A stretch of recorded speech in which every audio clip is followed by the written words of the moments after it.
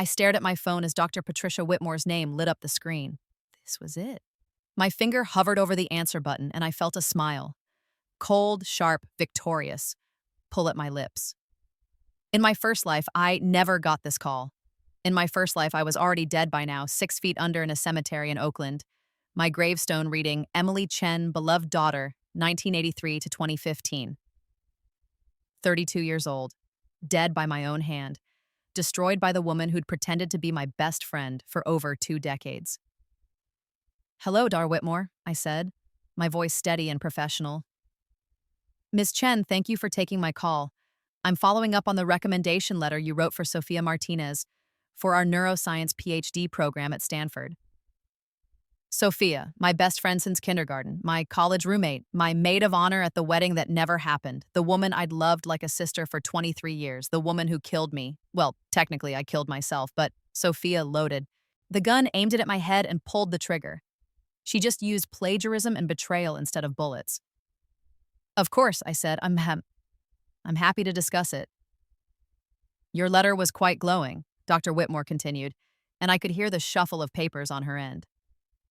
"We just have a few standard verification questions.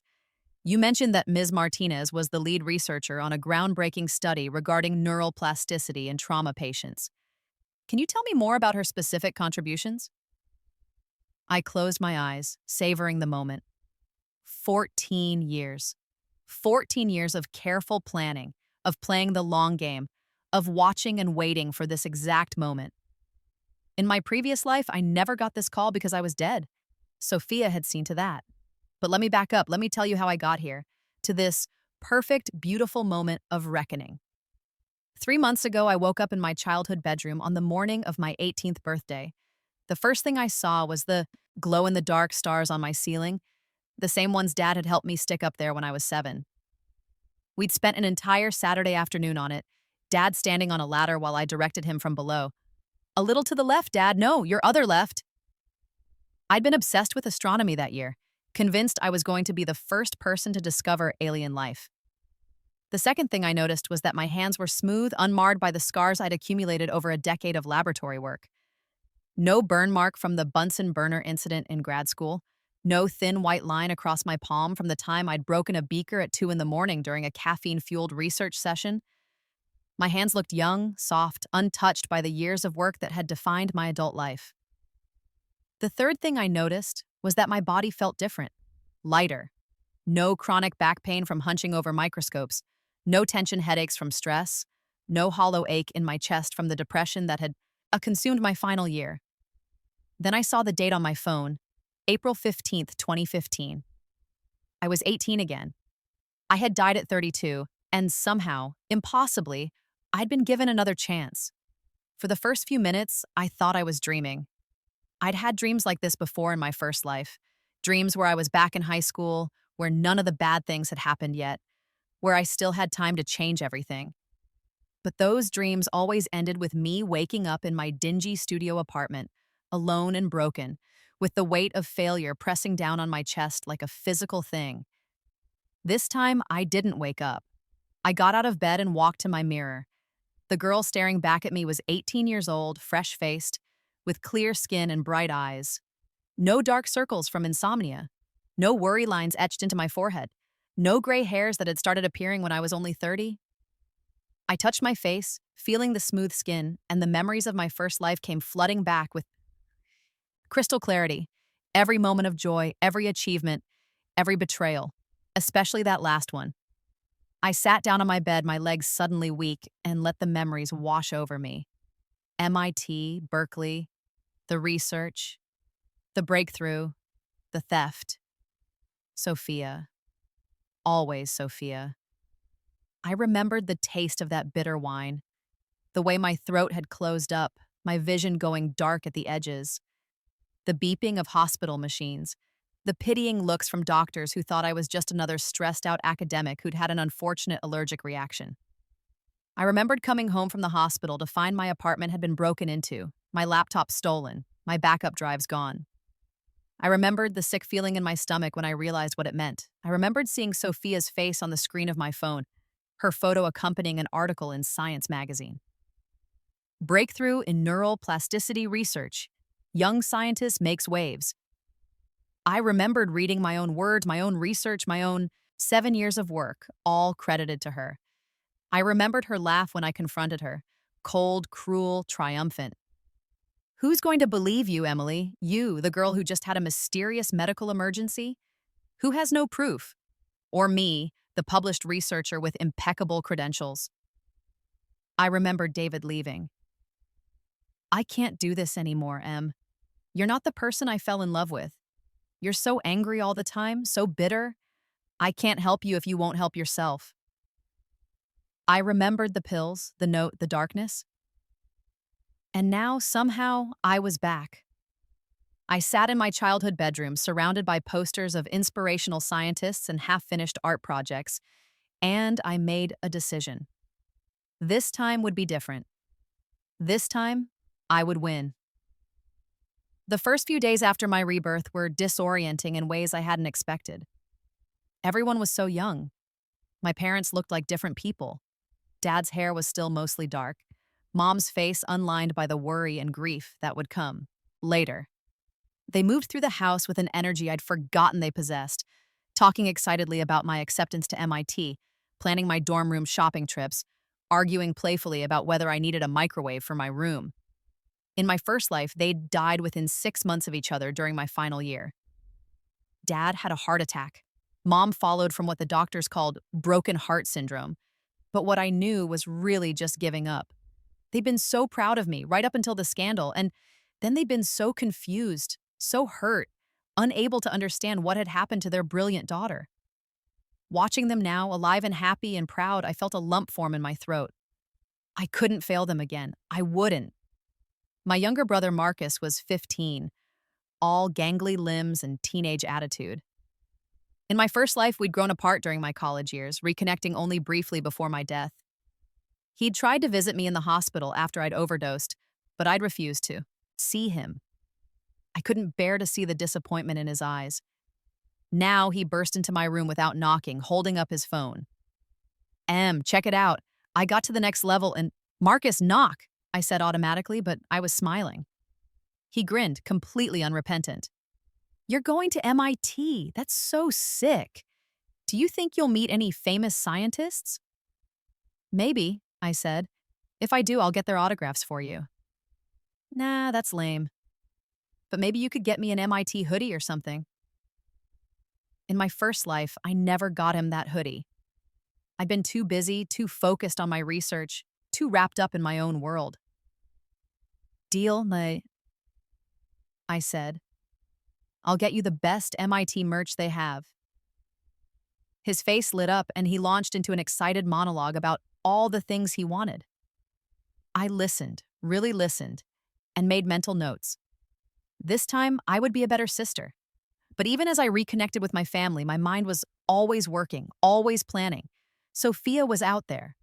Right now, at this very moment, she was probably getting ready for her own high school graduation, planning her move to Boston University, preparing to play the role of supportive best friend for the next 14 years. Not this time. This time, I would play a role too. I would be the naive, trusting Emily Chen that Sophia expected. I would give her exactly enough rope to hang herself, and then I would pull the trap shut. The first time I saw Sophia after my rebirth, I almost broke character. It was the week before we left for college. We'd planned a best friend's last hurrah day. Shopping, lunch, a movie, the works. It was tradition. We'd been doing versions of this since middle school. I met her at the mall, our usual spot by the fountain. She was already there when I arrived, scrolling through her phone, her dark hair pulled back in a ponytail. She looked so young, so innocent. If I hadn't lived through what she would do to me, I never would have believed her capable of such cruelty. She squealed, running up to hug me. Oh my God, I've missed you. We'd seen each other 2 days ago, but that was Sophia, always dramatic, always effusive. I hugged her back, and for just a moment, I felt a pang of something that might have been grief. This was the girl I'd grown up with, the girl who'd taught me how to braid my hair in 4th grade, the girl who'd held my hand during my grandmother's funeral, the girl who'd stayed up all night with me before the essays, quizzing me on vocabulary words. That girl was real, But so was the woman who would poison me and steal my life's work. Both existed in the same person, and I needed to remember that. I've missed you too, I said, pulling back. Ready for our adventure? Always. We spent the day shopping for college essentials.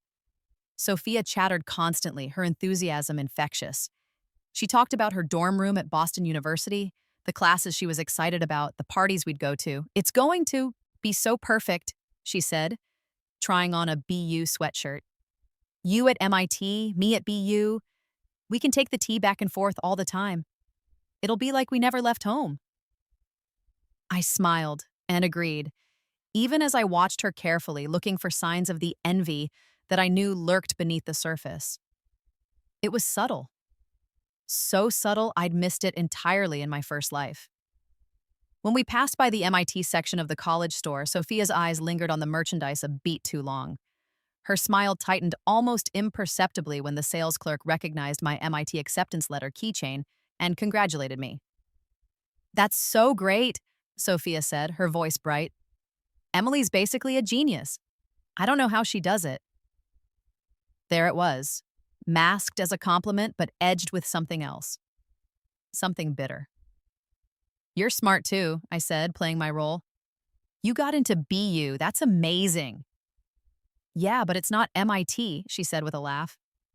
Some of us are just normal smart, not Einstein smart, the sales clerks. Looked uncomfortable. I waved it off with a smile. BU is a great school, I said. And you're going to do amazing things there. Sophia's smile became genuine again, the moment passing. But I'd seen it. I'd cataloged it, added it to the mental file I was building.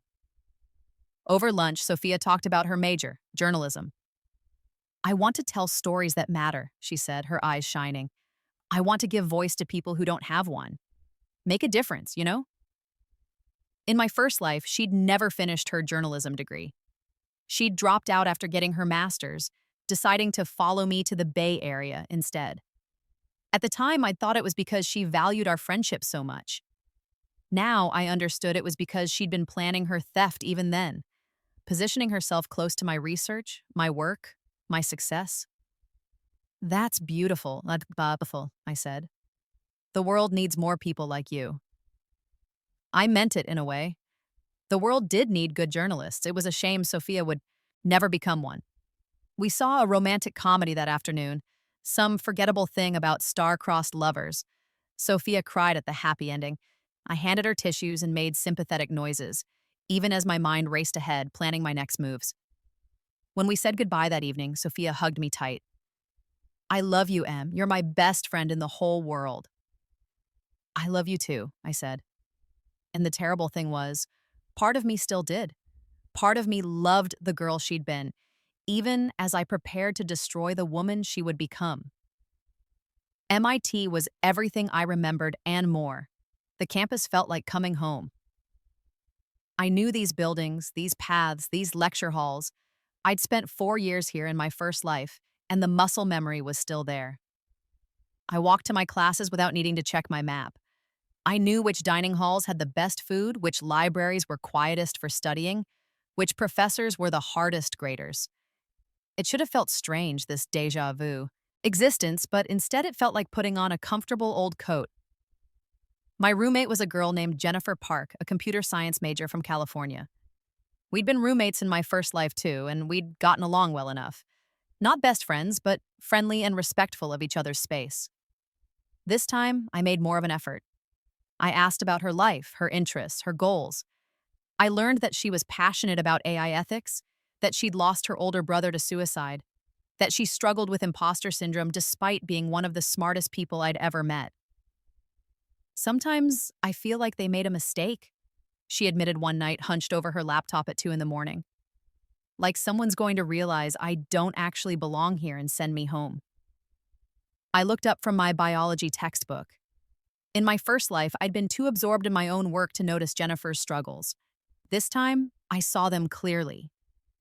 You belong here, I said firmly. You earned your spot. Nobody handed it to you. She looked at me, her eyes red-rimmed from crying and exhaustion. How do you do it? You always seem so confident, so sure of yourself. I thought about my first life, about the years of therapy, about the imposter syndrome I'd battled all the way through my PhD, about dying alone and convinced I was a failure. I'm not always sure, I said honestly, but I've learned that the feeling of not belonging doesn't mean you actually don't belong. It just means you care enough to worry about it. We talked for another hour, and by the end, Jennifer looked lighter, more settled. Thank you, she said.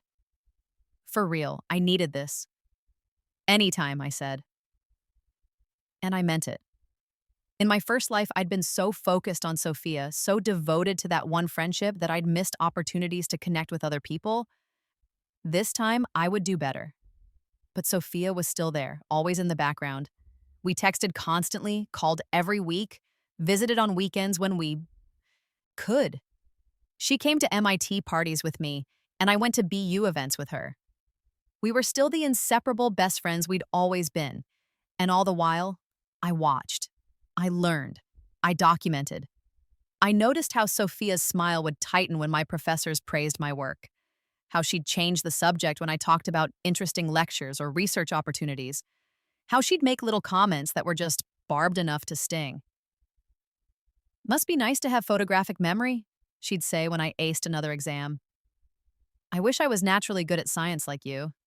I actually have to work for my grades. Your life is so easy, Em. Everything just falls into place for you. In my first life, I'd internalized these comments, had felt guilty for my success, had tried to downplay my achievements so Sophia wouldn't feel bad. This time, I recognized them for what they were: resentment disguised as self-deprecation. And I documented everything: screenshots of texts, recordings of phone suds, calls, a detailed journal of every interaction, every comment, every tiny red flag. I was building a case, even though I wasn't sure yet how I'd use it. The summer after freshman year, Sophia came to visit me at my parents' house for 2 weeks. It was something we'd done every summer since we were kids, alternating between her house in Texas and mine in California. 2 weeks of pure friendship, of late-night talks and inside jokes and shared memories. In my first life, these summers had been my favorite times of the year. This time, they were reconnaissance missions. We spent our days at the beach, reading books and talking about our plans for the future. Sophia wanted to work for a major newspaper, maybe the New York Times or Washington Post. She wanted to travel, to investigate corruption, to make a name for herself. I want to matter, she said, staring out at the ocean. I want people to know my name, to respect me, to remember me after I'm gone. I understood that desire intimately. It was the same one that drove my research, my academic ambitions. But there was something hungry in the way Sophia said it, something desperate. You will, I assured her. You're talented and driven. You'll make it happen. Not like you, though, she said, and there was an edge to her voice. You'll be Dr. Emily Chen, famous scientist. I'll be lucky to get a byline in a local paper. That's not true. Isn't it? She turned to look at me, and for just a moment the mask slipped. I saw the raw envy in her eyes, the resentment. Everything comes so easily to you, Em. School, friends, guys. You don't even have to try. That's not fair, I said quietly. You know how hard I work. Yeah, but it's different for you. You're naturally brilliant. The rest of us are just normal. I wanted to argue, to point out all the ways she was wrong. But I'd learned in my first life that logic didn't work against envy. Envy was emotional, irrational, immune to facts. So instead, I changed the subject, steering us towards safer waters. But I noted the conversation in my journal that night, along with all the others. The picture was becoming clearer. Sophia didn't just want success. She wanted my success specifically. She wanted what I had, and she resented that she had to work for her own achievements while mine seemed to come naturally. It was a dangerous combination: ambition plus envy plus resentment. In my first life, it had been lethal. Sophomore year, I started working in a research lab. Professor Michael Harrison was one of the leading neuroscientists at MIT, and his lab focused on neural plasticity, how the brain rewires itself in response to injury or trauma. It was fascinating work, cutting edge, exactly the kind of research I wanted to do. In my first life, I'd worked in his lab as an undergrad research assistant, learning the techniques and methodologies that would shape my future career. Getting into the lab had felt like winning the lottery. Professor Harrison only took on 2 undergrad assistants per year, and hundreds of students applied. This time, I knew exactly what to do to get selected. I'd kept copies of all my successful applications from my first life, stored in encrypted files that I'd backed up in multiple locations. I knew exactly what Professor Harrison was looking for in an assistant: someone detail-oriented, passionate about the research, and willing to put in long hours. I crafted my application carefully, highlighting the right experiences, using the right terminology, demonstrating the right level of enthusiasm. When I got the acceptance email, I wasn't surprised. But I let myself feel the same excitement I'd felt the first time, the same rush of validation. "I got into the lab," I texted Sophia. Her response came back immediately. "That's amazing! So proud of you!" The enthusiasm seemed genuine, but I'd learned to read between the lines. When we talked on the phone, later that night I could hear the strain in her voice. "Professor Harrison's lab is super prestigious," she said. "You must be so excited." "I am," I said. "It's going to be a lot of work, but I think it'll be worth it." "Yeah, for sure. I mean, not all of us can do groundbreaking research at 18, but yeah, it's great for you." There it was again. The backhanded compliment, the slight edge of bitterness. "How's your journalism class going?" I asked, redirecting. She brightened immediately, launching into a story about an investigative piece she was working on for the student paper. I listened, making supportive noises, asking good questions. But part of my mind was always working, always analyzing, always planning. The research lab consumed my life in the best possible way. I spent 20 hours a week there on top of my coursework, learning techniques, running experiments, analyzing data. Professor Harrison was demanding but fair, expecting excellence but also providing excellent mentorship. "You have a real gift for this, Emily," he told me after I'd been in the lab for 3 months. "Your attention to detail, your analytical thinking, you're going to do great things in this field." The praise meant everything to me.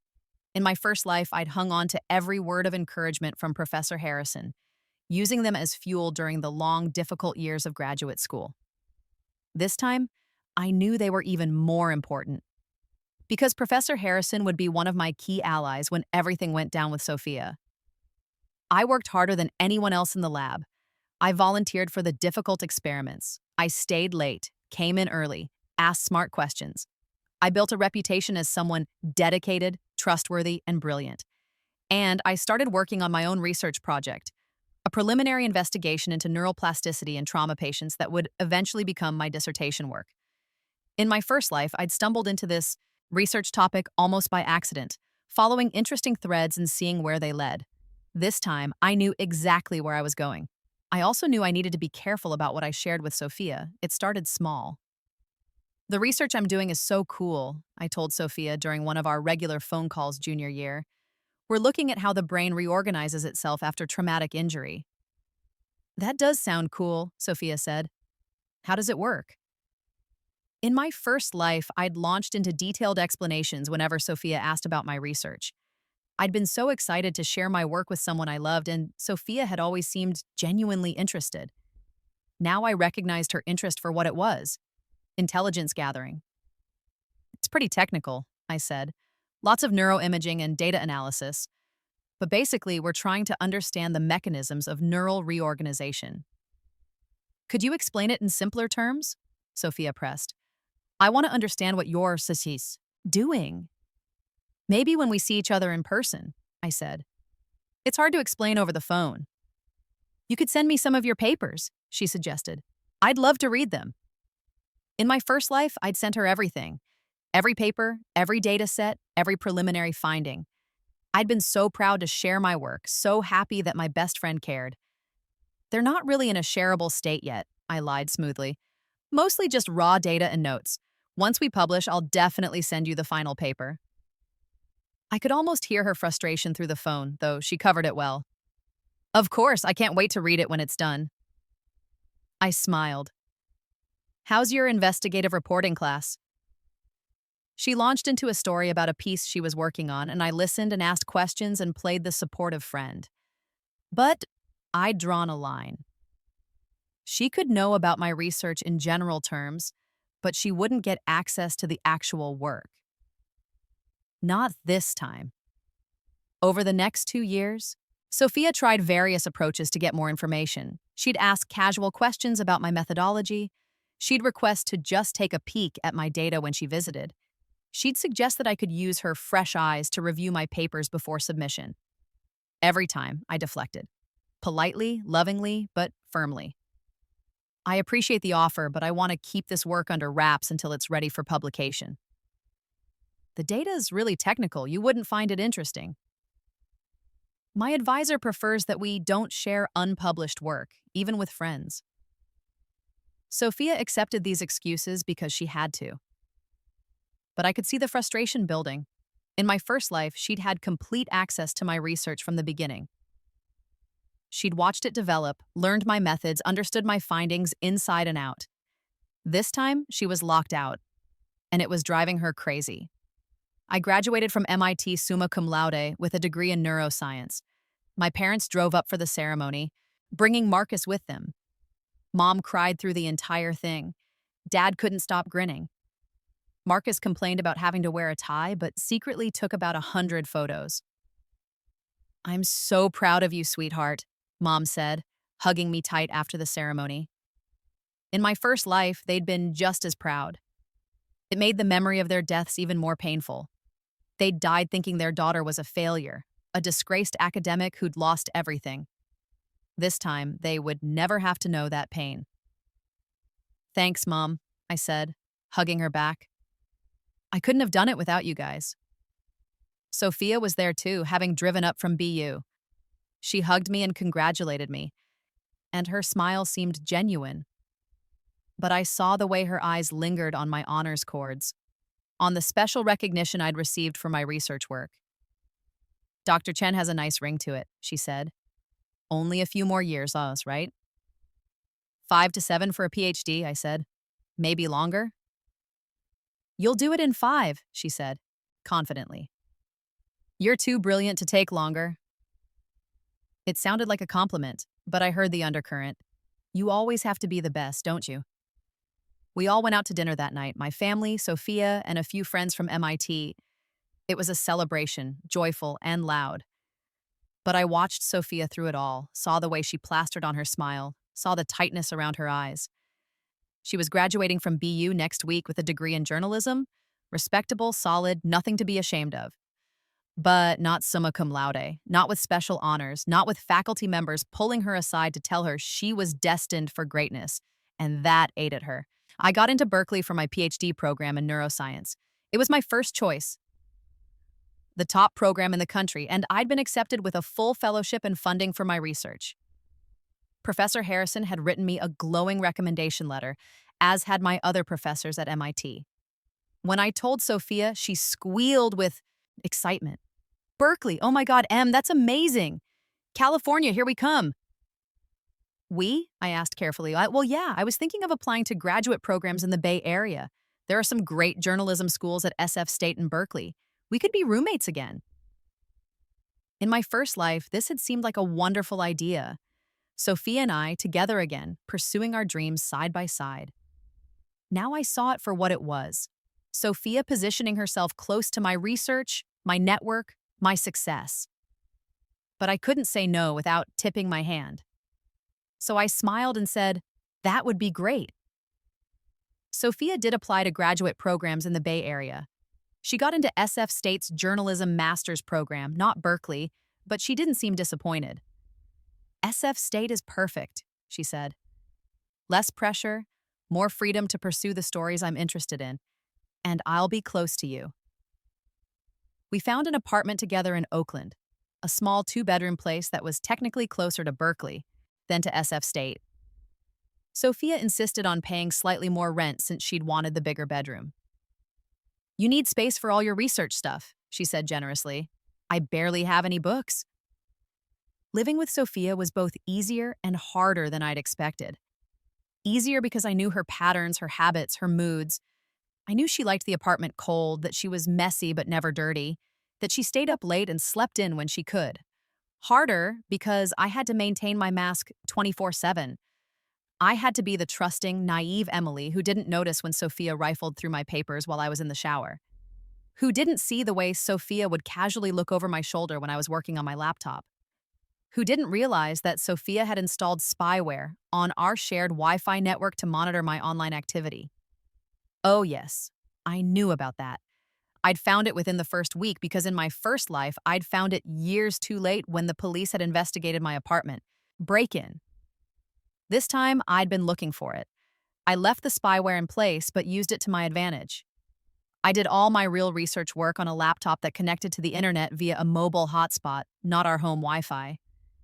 The work I did on my regular laptop was real enough to seem legitimate, but it was always slightly incomplete, always missing key pieces of data. If Sophia was watching, and I knew she was, she'd see enough to think she understood my research, but not enough to actually steal it. It was exhausting, maintaining this level of vigilance. But it was necessary. Graduate school at Berkeley was grueling in the best way. I was working with Professor Linda Chen, no relation, one of the world's experts in neural plasticity. She was demanding, brilliant, and had zero tolerance for sloppy work. "Your hypothesis is interesting," she told me during our first meeting, "but your methodology needs work. Come back when you've thought through the implications of your experimental design." I'd gone back to the drawing board, refined my approach, and presented again. This time she'd nodded. "Better, let's move forward." Over the next 2 years, I worked harder than I'd ever worked in my life. 60, 70, sometimes 80-hour weeks in the lab, running experiments, analyzing data, writing papers, teaching undergraduate courses, attending seminars and conferences. My research on neuroplasticity in trauma patients was progressing beautifully. I was building on the preliminary work I'd done at MIT, expanding it, deepening it, making discoveries that would eventually change the field. And Sophia was always there, watching. "How's the research going?" she'd ask over dinner. "Good," I'd say, "making progress." "What kind of progress?" "You know, the usual. Experiments, data, analysis." "Can I read what you've written so far?" "It's not ready yet." "I could help, proofread, give feedback from a non-scientist perspective." "Maybe later." Conversations followed the same pattern over and over.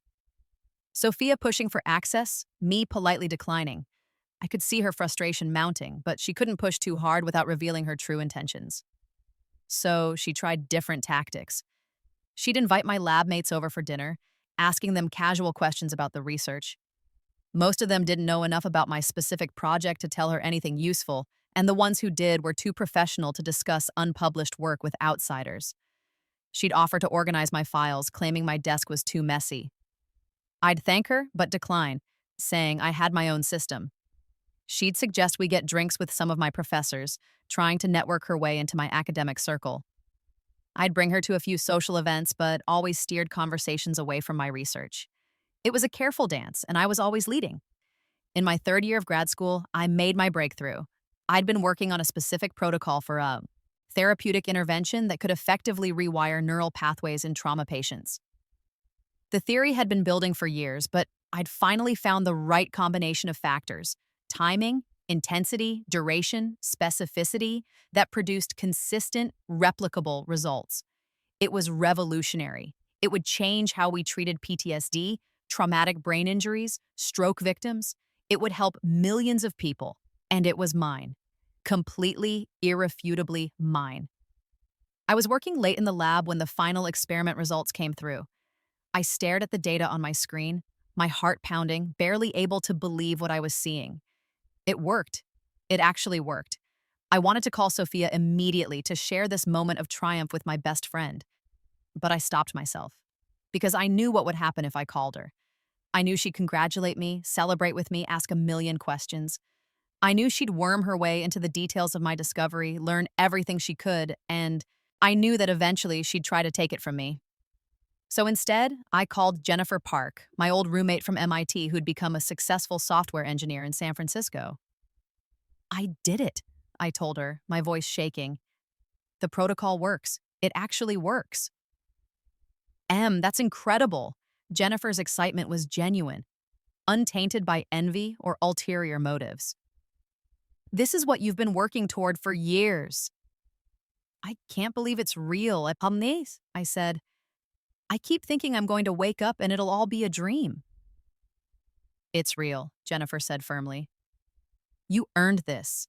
You're going to change the world. We talked for an hour, and by the end, I felt grounded again, confident, ready for what came next. When I got home that night, Sophia was still awake, working on a story for a local newspaper.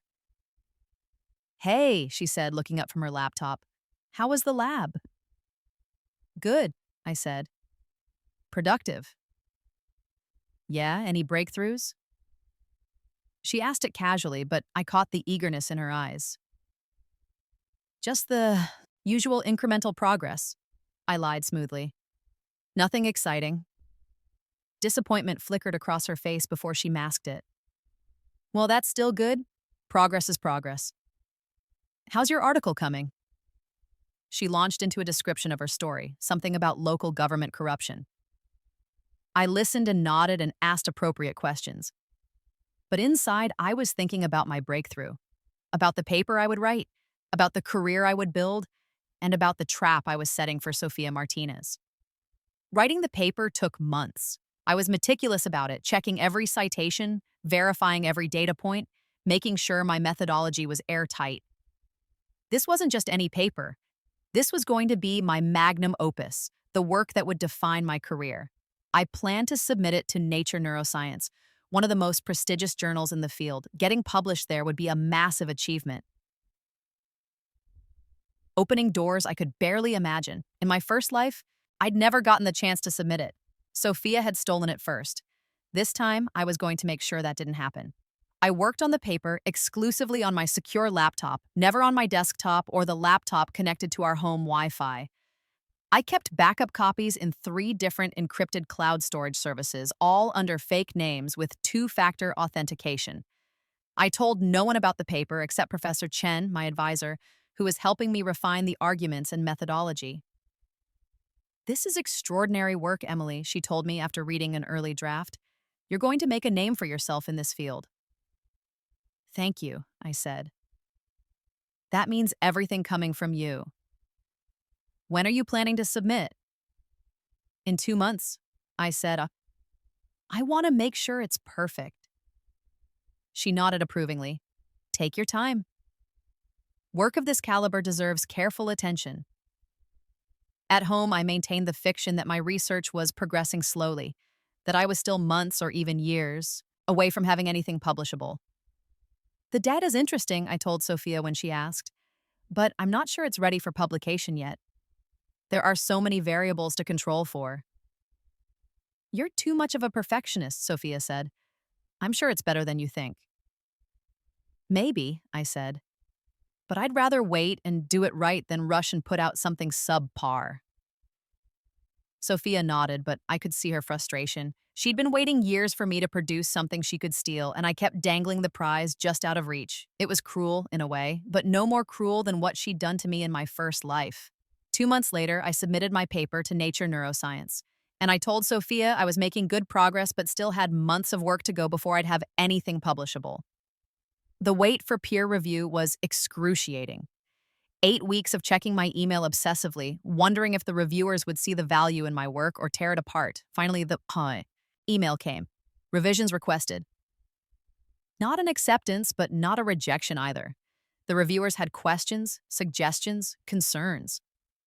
But the overall tone was positive. They thought the work had merit.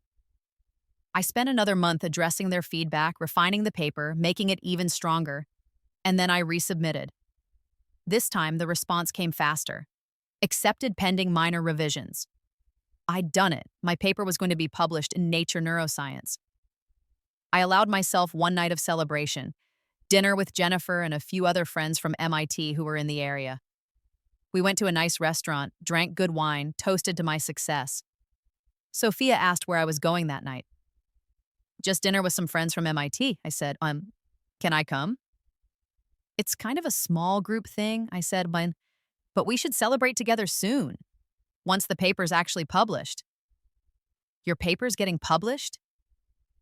Sophia's eyes lit up. That's amazing. When? Where? Nature, neuroscience, I said. Pending final revisions. Should be out in about 2 months. I watched her carefully as I said it, looking for her reaction. For just a moment, naked envy flashed across her face. Then she smiled, wide and bright. Oh my God, that's incredible. I'm so proud of you. She hugged me tight. We have to celebrate. Definitely, Mama, I said.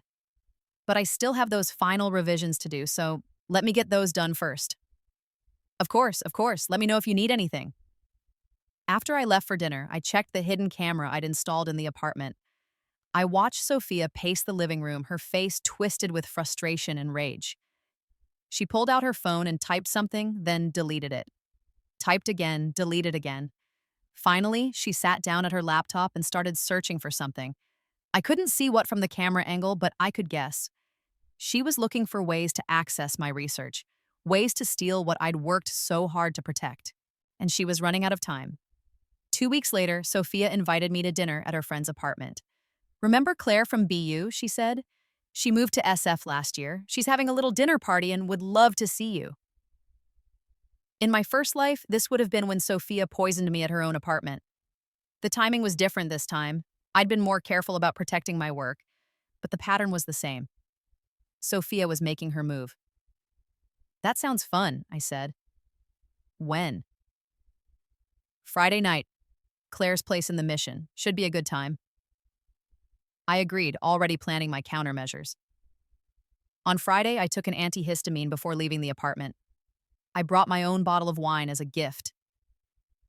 I made sure my phone was recording audio in my pocket, and I wore a small pin on my jacket, a gift from Jennifer, that had a hidden camera built into it.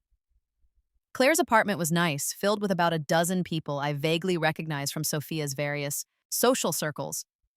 The food was catered, Thai food from a local restaurant served family style. I noticed immediately that one of the dishes, the shrimp pad Thai, had a reserved sign on it. That's for you, Sophia said, seeing me notice it. I know how much you love shrimp pad Thai, so I made sure Claire ordered extra. In my first life, I'd eaten the shrimp scampi she'd prepared. This time, it was shrimp pad Thai. Different dish, same poison. That's so thoughtful, I said. But actually, I'm not that hungry. I had a late lunch. Oh, come on, you have to eat something. I specifically asked Claire to get this for you. I could see the tension in Sophia's shoulders, the forced casualness of her tone. I'll have some later, I said. Let me just say hi to everyone first. I made the rounds, chatting with Claire and her friends, sipping wine from my own bottle. All the while, I watched Sophia out of the corner of my eye. She kept trying to steer me back to the food table, kept encouraging me to try the shrimp dish. You're being so antisocial, hiding in the corner, she joked. Come eat with us. In a minute, I said. Finally, after an hour of this dance, I relented. I went to the food table, and under Sophia's watchful eye, I put a small serving of the shrimp pad Thai on my plate. Then I, accidentally, knocked the plate over while reaching for a napkin. Oh no, I said, looking down at the food now scattered across the floor. I'm so sorry. It's fine, Claire said, rushing over with paper towels. Accidents happen. Sophia's face was a mask of frustration. Here, let me make you another plate. No, it's okay, I said. I'm really not that hungry anyway. I'll just have some veggies. I loaded my plate with obviously safe food, spring rolls, veggie pad Thai, rice, and ate slowly while chatting with other guests. Sophia barely spoke for the rest of the party. She picked at her food, checked her phone obsessively, laughed too, loud at jokes that weren't funny. When we left, she was quiet on the drive home. Thanks for inviting me, I said as we pulled up to our apartment. That was fun. Yeah, Sophia said. Fun. I went to my room and checked the footage from my PIN camera, then the keylogger data from Sophia's laptop. She'd been researching allergens, specifically how to induce anaphylactic shock in someone who'd never shown allergies before. I saved everything to my secure drives. More evidence for the case I was building. But I also realized that I needed to be more careful. Sophia was getting desperate. The next week, my apartment was broken into. I came home from the lab to find my front door slightly ajar, the lock damaged. My heart pounding, I called 911, then called Sophia. "Someone broke into the apartment," I said, trying to sound panicked. "Can you come home?" "Oh my God, are you okay? Did they take anything?" "I don't know. I haven't gone in yet. The police are on their way." The police arrived within 10 minutes. They cleared the apartment, confirmed it was safe, and then let me assess the damage. My laptop was gone. My external hard drives were gone. My desk had been rifled through, papers scattered everywhere. Sophia arrived while the police were still there, playing the concerned roommate perfectly. "This is so scary," she said, hugging me tight. "Thank God you weren't home." The police took a report, but they weren't optimistic about recovering my stuff. "Probably someone looking for electronics to sell," the officer said. "They hit apartments in this area pretty regularly." After they left, Sophia helped me clean up the mess. "Did they get your research?" she asked, her voice carefully concerned. "Some of it," I said, putting on a good show of distress. "But most of my important stuff is backed up on cloud storage. I should be able to recover it."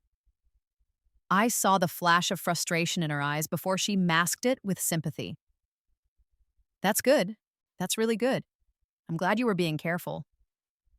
What Sophia didn't know was that the laptop and drives she'd stolen, or had hired someone to steal, contained nothing useful. They had old coursework, teaching materials, and preliminary research notes that led nowhere. All my real work was safely stored in encrypted cloud storage under fake names, accessible only from my secure laptop that I kept hidden in a locked drawer at the lab. But I let Sophia think she'd succeeded. Let her think she finally had access to my groundbreaking research. Because that's what would make her next move. 3 days later, I started feeling sick. It started with nausea, then moved to dizziness and difficulty breathing. By the evening, I was in the ER. "It looks like you've been exposed to some kind of toxin," the doctor told me after running tests. "Have you eaten anything unusual? Been anywhere you might have come in contact with chemicals?" "No," I said, I can't think of anything." They admitted me overnight for observation and monitoring. Sophia came to visit, sitting by my bedside and holding my hand. "This is so scary." The name. "Ace," she said. "First the break-in, now this. What's happening?" I looked at her, this woman who was actively trying to kill me, and I felt nothing but cold calculation. "I don't know," I said. "But I'm sure they'll figure it out." The doctors ran more tests. They found traces of a rare toxin in my system, something that mimicked anaphylaxis but was actually a chemical compound. "We think you may have been deliberately poisoned," the doctor said carefully. "We have to report this to the police." My shock was perfectly calibrated. I'd known this was coming, had prepared for it. The police came to take my statement. I told them about the break-in, about the dinner party at Claire's, about everything I could think of that might be relevant. Sophia was questioned too. She played her role perfectly, shocked, horrified, worried about her best nanaya friend. But I'd been recording everything. Every conversation. Every moment alone in the apartment. Every time Sophia thought she was unobserved. I had footage of her adding something to my coffee that morning before I left for the lab. I had audio of her researching poisons online. I had a timeline that put all the pieces together. I gave everything to the police. The investigation took 2 weeks. During that time, I stayed with Jennifer in San Francisco. Sophia texted me constantly, asking how I was feeling, when I'd be back home, if I needed anything. I responded with short, friendly messages. "Still recovering. Doctors say I'll be fine. Thanks for checking in." Meanwhile, the police were building their case. They searched Sophia's room and found the compound she'd used to poison me. They examined her laptop and found the research on toxins, the searches for my research files, the trail of digital breadcrumbs that led straight to attempted murder and theft. They also found communications between Sophia and the person she'd hired to break into our apartment. She'd been sloppy, thinking she was too smart to get caught. When they arrested her, I was back at the lab working on my final revisions to my paper. Professor Chen called me into her office. Emily, I just heard. I'm so sorry. Are you okay? I'm fine, I said. Honestly, I'm relieved they caught her. What she did, trying to steal your research, trying to hurt you, it's unconscionable. I know, I said, but at least now she can't hurt anyone else. The news spread through the academic community like wildfire. Sophia Martinez, aspiring journalist, had attempted to steal groundbreaking research from her roommate and best friend. When that didn't work, she'd tried to poison her. The story was salacious, shocking, the kind of thing that got picked up by national news outlets. Sophia was expelled from SF State. She was banned from every academic institution in the country. She was facing criminal charges for attempted murder, theft, and breaking and entering. And I was free. Free from her manipulation, her envy, her toxic presence in my life. My paper was published in Nature Neuroscience 2 months later. The response was overwhelming: interviews, speaking invitations, job offers from top universities. But I wasn't done with Sophia yet. Not quite. During her trial, Sophia tried to paint herself as the victim. She claimed I'd been the one stealing her work, that she'd been trying to expose me, that everything she'd done had been in self-defense. It was absurd, given the evidence against her, but her lawyer tried anyway. I sat in the courtroom during her testimony, watching her lie under oath. She was good at it. She'd always been good at lying. Her tears seemed genuine, her voice breaking in all the right places. Emily was my best friend, she said. I loved her, but when I realized she was stealing research, I didn't know what to do. I was scared. The prosecutor, a sharp woman named Sandra Kim, cross-examined her mercilessly. Ms. Martinez, you claim Dr. Chen was stealing your research. What research was that? The neural plasticity study. I'd been working on it for years. Years? Can you provide any documentation of this work? Notebooks, preliminary data, anything? It was all on my laptop and she what?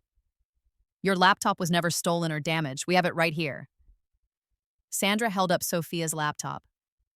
And there's no evidence of any research on neural plasticity, just Google searches about Dr. Chen's published work. Sophia stammered, trying to find an explanation. And the poison you used on Dr. Chen, how was that self-defense? I was scared she was going to destroy my career, so you tried to murder her? No, I just wanted to make her sick, to give me time to steal her research and publish it as your own. The trial lasted 2 weeks. The verdict took the jury 3 hours. Guilty on all counts. Sophia was sentenced to 10 years in prison, with the possibility of parole after 7. As they led her out of the courtroom, she looked at me one last time. The mask was completely gone. All I saw was hatred, pure and undiluted. I looked back at her with no expression at all. She'd lost. Completely, irrevocably. And I'd won. But even winning didn't feel like enough.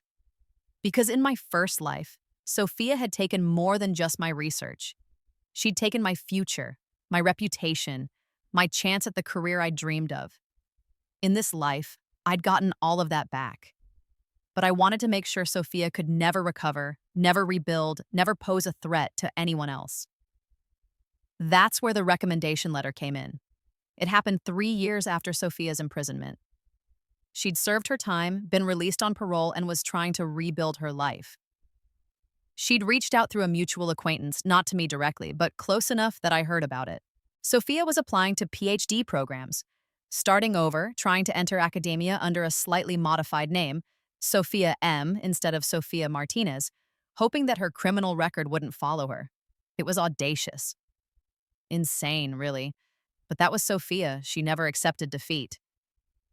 The mutual acquaintance passed along Sophia's request. Would I be willing to write her a recommendation letter?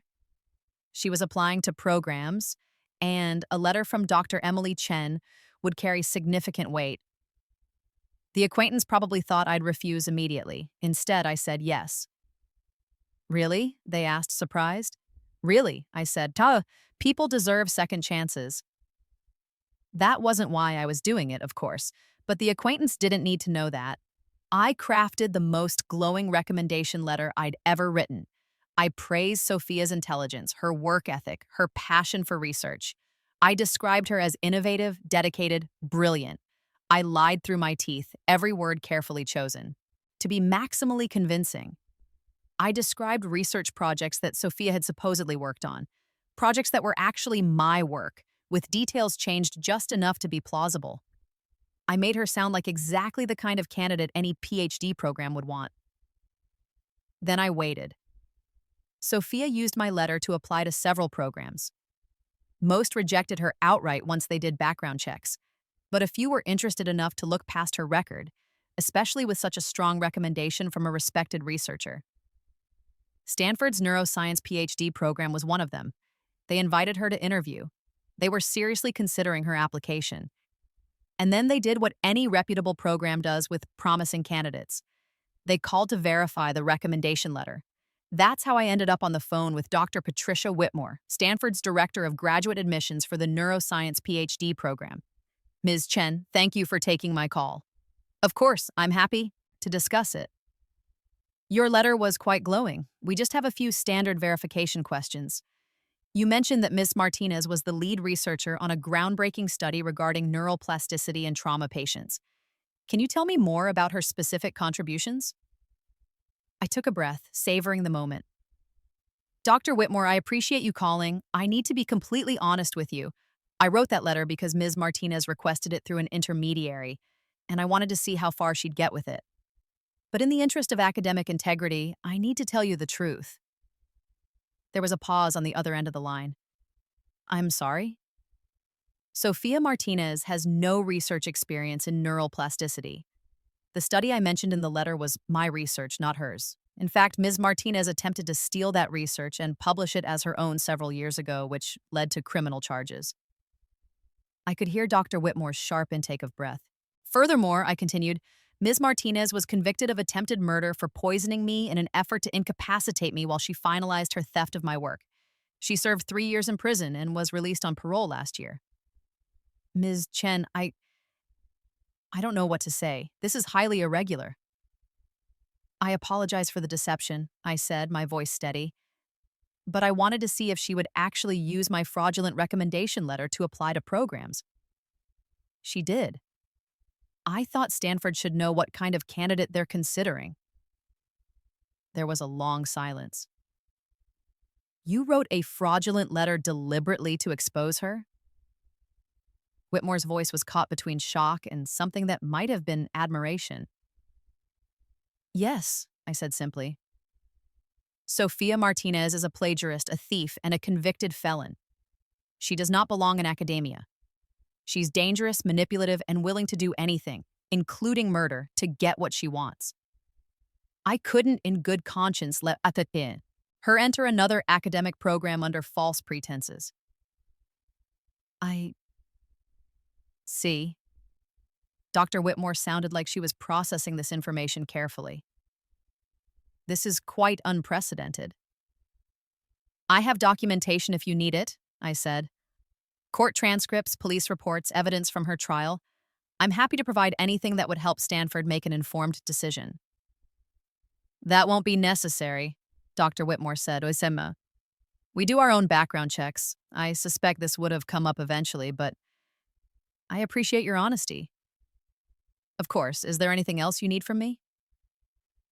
No, I think you've provided all the information we need. Thank you for your time, Ms. Chen. You're welcome. Have a good day, Dr. Whitmore. I hung up and set my phone down on my desk. It was done. Stanford would reject Sophia's application. They'd flag her in their system and likely notify other programs. The story would spread. The con artist who tried to use a fake recommendation letter to sneak back into academia. Sophia's second chance was over before it had even begun. The fallout was even better than I'd hoped. Stanford didn't just reject Sophia's application, they sent out a warning to other PhD programs in their network. Within a week, every application Sophia had submitted was withdrawn or rejected. The story made it into academic circles.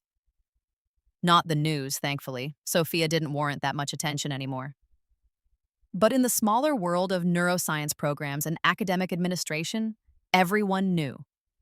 Sophia Martinez, the woman who'd tried to steal research, who'd poisoned her best friend, who'd served time in prison, had attempted to sneak back into academia using a fraudulent recommendation letter, and Dr. Emily Chen, brilliant and principled, had exposed her.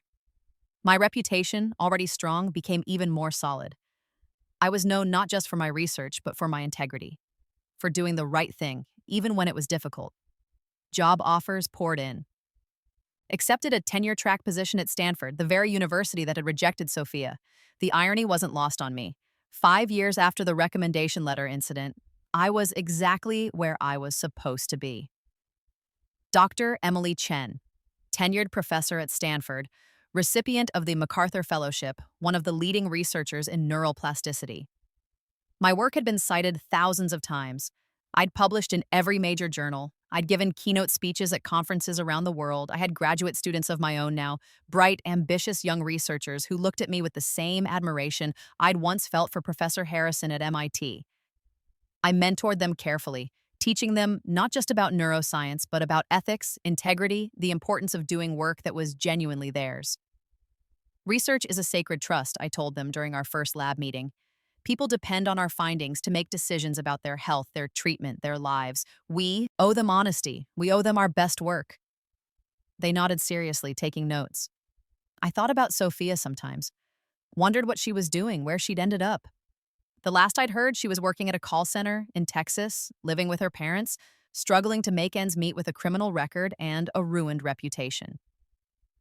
Sometimes I felt a twinge of something that might have been guilt. Had I been too harsh? Too vengeful? But then I'd remember my first life, the hospital room, the stolen research, the betrayal, the pills. And I'd remember that I hadn't destroyed Sophia. She'd destroyed herself. I just made sure everyone knew about it.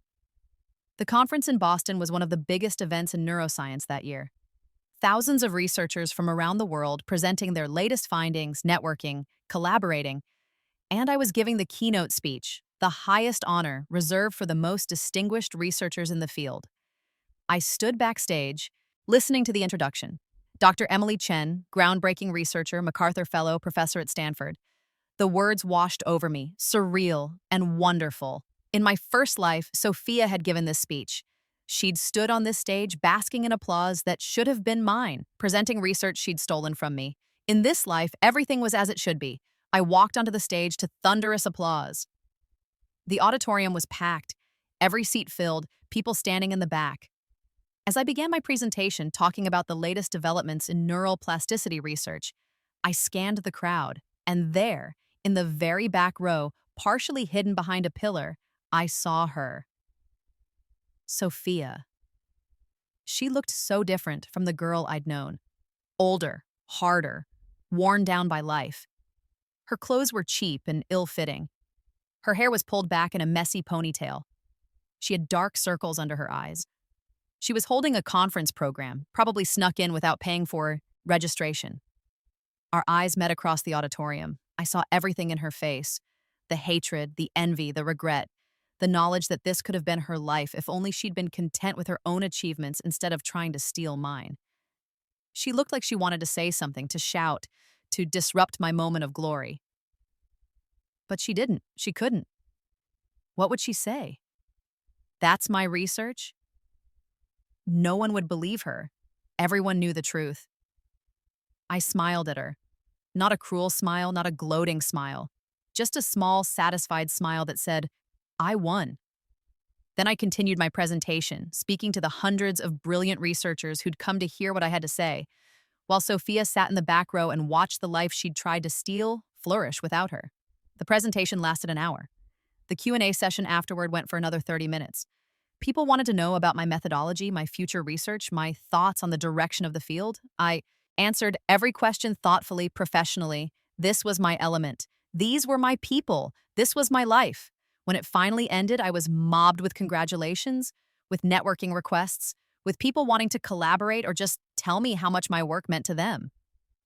By the time I looked back to the back row, Sophia was gone. I never saw her again. That night, back in my hotel room, I got an email from an address I didn't recognize. No subject line, just a message. You won. Are you happy now? I stared at it for a long moment, knowing it was from Sophia. I could feel her bitterness in every word, her resentment, her rage. I thought about responding, thought about telling her everything I'd been holding inside for years. But what was there to say? I deleted the email. There was nothing left between us. No relationship to salvage, no closure to find, just two people whose lives had diverged completely, one rising, one falling. I opened my laptop and got back to work. I had a new research project starting, a collaboration with colleagues in Sweden on advanced neural imaging techniques. I had a paper due for peer review in 2 weeks. I had 3 graduate students depending on my mentorship and guidance. I had a life, a real life, my life. And somewhere out there, Sofia Martinez was living with the consequences of her choices. Sometimes late at night when I can't sleep, I think about my first life, about dying alone in that dark apartment, convinced that Sophia had won, that evil had triumphed, that there was no justice in the world. I think about how wrong I was because I got a second chance. I got to come back to right the wrongs, to make sure that this time the villain didn't win.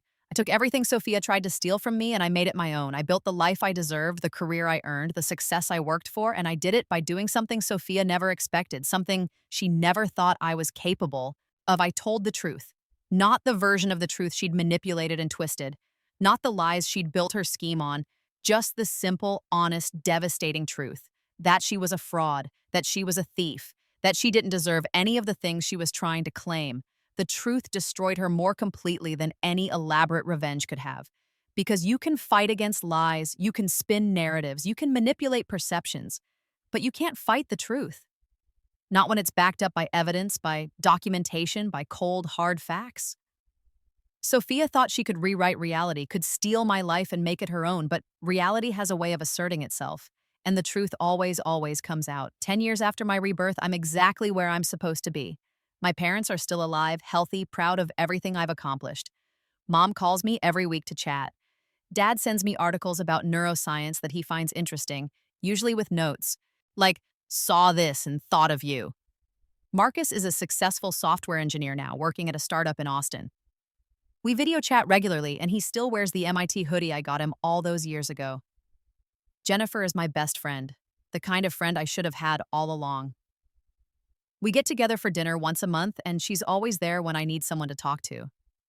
My research continues to break new ground. I've published over 40 papers, mentored dozens of students, collaborated with researchers around the world. My work has helped develop new treatments for PTSD, stroke victims, traumatic brain injuries. I've made a real difference in people's lives. And I've done it all honestly. Every achievement, every recognition, every success is genuinely mine. Sometimes I wonder what Sophia would have accomplished if she'd just focused on her own work instead of trying to steal mine. She was smart, talented, capable. She could have had a successful career in journalism if she'd just let go of her envy. But she couldn't. And that's what destroyed her in the end. Not me, not my revenge, her own choices. Last month, I was invited to give a TED Talk on neuroplasticity and trauma recovery. Standing on that red circle, looking out at the audience and the cameras, I thought about everything that had led me to this moment. The years of research, the dedication, the setbacks and breakthroughs, the betrayal, the rebirth, the long game. I thought about Sophia watching from wherever she was now, seeing me on that stage. And I realized something. I didn't feel victorious anymore. I didn't feel triumphant or vindicated. I just felt free. Free from the weight of her betrayal. Free from the need to prove myself. Free from the anger and bitterness that had consumed me in my first life. Sofia Martinez had tried to steal my life, and in doing so, she'd given me something I never would have had otherwise. Clarity. Clarity about what mattered, about who I wanted to be, about the kind of life I wanted to live. In my first life, I'd been naive, trusting, focused on my work to the exclusion of everything else. I'd missed red flags, ignored warning signs, and paid the price. In this life, I'd been careful, strategic, always thinking 3 steps ahead. I'd protected myself, documented everything, built an ironclad case. But more than that, I'd built a life worth protecting. I had real friends who valued me for who I was, not what I could give them. I had family I cherished and who cherished me back. I had work that mattered, that helped people, that made a difference. And I had the knowledge that I'd earned every bit of it honestly. That's the real victory, not destroying Sophia, though I'd be lying if I said there wasn't satisfaction in that. But building something so solid, so genuine, so purely mine that nothing and no one could ever take it away. The TED Talk ended with thunderous applause. Afterward, people came up to thank me, to share their stories of recovery from trauma, to tell me how my research had helped them or their loved ones. A woman in her 50s, tears streaming down her face, told me my work had helped her daughter recover from a car accident that had left her with severe brain trauma. She's graduating from college next month, the woman said. The doctor said she'd never walk again, never speak again. But your research, the treatments based on your findings, they gave us hope. They gave us our daughter back. I hugged her, feeling tears in my own eyes. I'm so glad she's doing well. You saved her life, the woman said. Thank you so much. This was why I did the work. Not for fame or recognition or revenge. For moments like this, for people like this woman and her daughter. Sophia had never understood that. She'd been so focused on the glory, the acclaim, the prestige that she'd missed the point entirely. Research wasn't about making a name for yourself. It was about making a difference. And I was making a difference. Every day, in ways big and small, my work was helping people. That was worth more than any revenge could ever be. I'm writing this from my office at Stanford, looking out at the campus spread below me. It's early morning, the sun just starting to rise over the buildings. My coffee is still hot, steam rising from the mug Jennifer gave me for Christmas. It says, "World's okayest neuroscientist," and makes me smile every time I see it. In a few hours, I'll teach my graduate seminar on neural plasticity.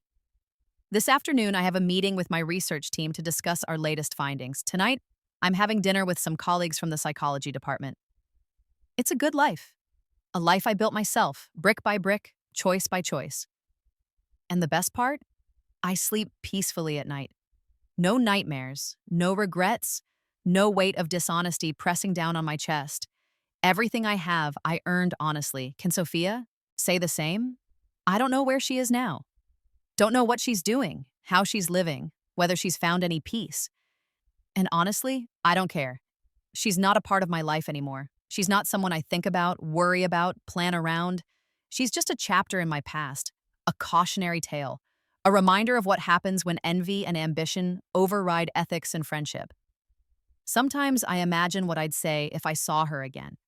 If she walked into my office, sat down across from me, asked for forgiveness or understanding or just acknowledgement, I think I'd tell her this: I don't forgive you. What you did was unforgivable. You tried to steal my life's work. You tried to kill me. You betrayed every moment of friendship we ever shared. But I don't hate you either. Hate takes energy, and you're not worth it. I just hope you've learned something from all this. I hope you understand now that there are no shortcuts to success, no easy paths to achievement, that the only way to build something lasting is to earn it honestly, step by step. And I hope that somewhere, somehow, you found a way to be happy with who you are instead of constantly comparing yourself to others, because that's what destroyed you in the end. Not me. Not my revenge. Your own inability to be satisfied with your own achievements. I hope you've learned, but either way, it's not my problem anymore. Then I'd stand up, shake her hand, and go back to my work. Because I have a life to live, research to do, people to help. And Sophia Martinez, she's just a footnote in my story. Not the villain, not the antagonist, just irrelevant. And that, more than anything else, is the ultimate victory. Dr. Patricia Whitmore called me back 3 days after our first conversation. Dr. Chen, I wanted to thank you personally for bringing this matter to our attention. Of course, I said. I couldn't let it go unreported. Your dedication to academic integrity is commendable. Stanford needs more researchers like you. Thank you, that means a lot. I also wanted to let you know, We've flagged Ms. Martinez in our system and notified several other institutions. She won't be able to use fraudulent credentials to gain admission anywhere reputable. I appreciate that, I said. And Dr. Chen, we'd love to have you visit Stanford sometime. Give a talk, meet with our faculty. We're always looking for distinguished researchers to collaborate with. I smiled. I'd be happy to. Let me check my schedule and get back to you. 2 years later, I accepted a position at Stanford. Not because of Sophia, not because I wanted to rub her face in it or claim the spot she'd tried to steal, but because it was the right move for my career, for my research, for my life. Stanford offered me everything I wanted: resources, brilliant colleagues, motivated students, the freedom to pursue my research without constraints. So I took it. And every day, walking through that beautiful campus, I remember that I'm here because I earned it. Not because I stole someone else's work, not because I cut corners or took shortcuts, but because I did the work honestly and completely and built a reputation that spoke for itself. That's the difference between Sophia and me. She wanted the end result without the journey. I understood that the journey was the point, and in the end, that made all the difference. I'm 46 now in the second life I've been given. Looking back, I can see so clearly the two paths my life could have taken. In the first, I trusted blindly, shared freely, and paid the ultimate price. I died alone, convinced that good people finish last, that the world was fundamentally unfair. In this life, I learned to be cautious without becoming cynical, to protect myself without closing myself off, to build something so solid that it couldn't be stolen, so genuine that it couldn't be faked. And I learned that justice isn't about revenge, it's about truth. The truth destroyed Sophia more completely than any scheme I could have devised. Because the truth was simple, irrefutable, devastating. She was a fraud and I was not. She stole and I created. She lied and I told the truth. And when it came down to it, when someone finally asked the right question and demanded an honest answer, the truth won. It always does, eventually. You just have to be patient enough to wait for the right moment, and smart enough to recognize it when it arrives. Mine arrived the moment Dr. Patricia Whitmore called to verify a recommendation letter, and I told the truth. That's all it took. The truth, the whole truth, and nothing but the truth. And Sophia Martinez's second chance, her last chance, evaporated like smoke. I'm going to finish this story the way it should have ended the first time. With me, successful and fulfilled and surrounded by people who genuinely care about me. With my research making a real difference in this world. With my reputation intact and my conscience clear. With my life, my real, honest, earned life, stretching out before me full of possibility and promise. And with Sophia Martinez nowhere in sight. Not because I destroyed her, though I won't pretend I didn't play a role in her downfall, but because she destroyed herself and I simply made sure everyone knew about it. That's not revenge, that's just justice. And justice, I've learned, is so much sweeter than revenge could ever be. Because revenge is about hurting someone else. Justice is about protecting everyone else from being hurt. I didn't destroy Sophia to make myself feel better. I destroyed her to make sure she could never do to anyone else what she tried to do to me. And that's a distinction I can live with. That's a truth I can sleep with at night. That's a life I can be proud of. So, yes, Dr. Whitmore, I told the truth. And the truth set me free, while Sophia Martinez remained trapped in the prison of her own making, a prison built from lies and theft and envy, with bars made of consequences and walls made of ruined reputation. She put herself there. I just made sure the door stayed locked. And I walked away free and clear into the life I'd always deserved, the life I'd earned, the life that was genuinely, irrefutably, honestly mine. And that, at the end of the day, is all that matters. Not the revenge, not the victory, not even the justice, just the life, my life, finally and forever mine.